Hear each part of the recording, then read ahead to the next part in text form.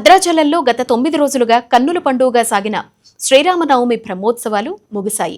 శ్రీ సీతారామచంద్ర స్వామివారి కళ్యాణమూర్తుల్ని మంగళ వాయిద్యాల నడుమ ఊరేగింపుగా గోదావరి తీరంలో పునర్వసు మంటపానికి తీసుకొచ్చారు. స్వామివారికి పంచామృతాలు, పవిత్ర గోదావరి జలాలతో విశేష అభిషేకం నిర్వహించారు. అనంతరం సుదర్శన చక్రానికి నదీ జలాలతో ప్రత్యేక పూజలు చేసి చక్ర స్నానం వేడుకను ఘనంగా జరిపారు. అర్చక బృందంతో పాటు భక్తులు కూడా పవిత్ర గోదావరిలో పుణ్యస్నానాలు ఆచరించారు.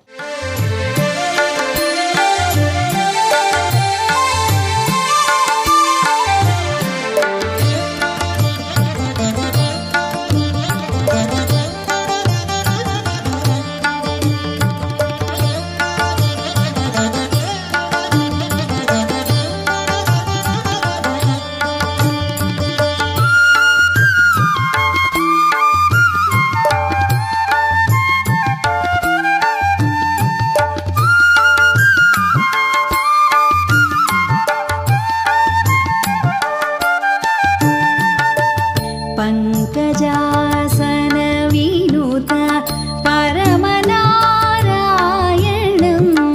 शङ्करार्जित जनक चापदलनं पंकजासन विनुत परमनारायणं शङ्करार्जित जनक चापदलनं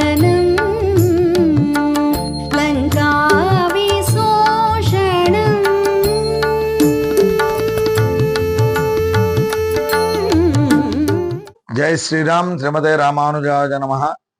ఓంకార రాముడు, వైకుంఠ రాముడు, రామనారాయణుడు అనే విలక్షణ నామత్రయ విరాజమానుడైన భద్రాచల శ్రీ సీతారామచంద్ర మహాప్రభు వారి దివ్య సన్నిధిలో వార్షిక నవాహ్నిక ధ్వజారోహణ తిరుకల్యాణ మహోత్సవాలు పరిసమాప్త అవుతున్నాయి. స్వామివారికి చూర్ణోత్సవం అలాగే తీర్థోత్సవం అనేటువంటి గోదావరి నదిలో చాలా వైభవంగా నిర్వహించుకోవడం జరిగింది. ఉదయం స్వామివారికి ప్రాబోధిక అంటే ఆలయంలో ప్రాబోధిక అయిన తర్వాత ఉత్సవమూర్తులు సుదర్శన మూర్తితోటి స్వామివారు గోదావరి నదీ తీరంలో ఉన్నటువంటి పునర్వసు మండపానికి వెంచేశారు. అక్కడ ముందుగా విశ్వక్సేన పూజ, పుణ్యాహవచనాది కార్యక్రమాలు నిర్వర్తించుకొని ఈ చూర్ణోత్సవం అనేటువంటి ఉత్సవాన్ని చేయడం జరిగింది.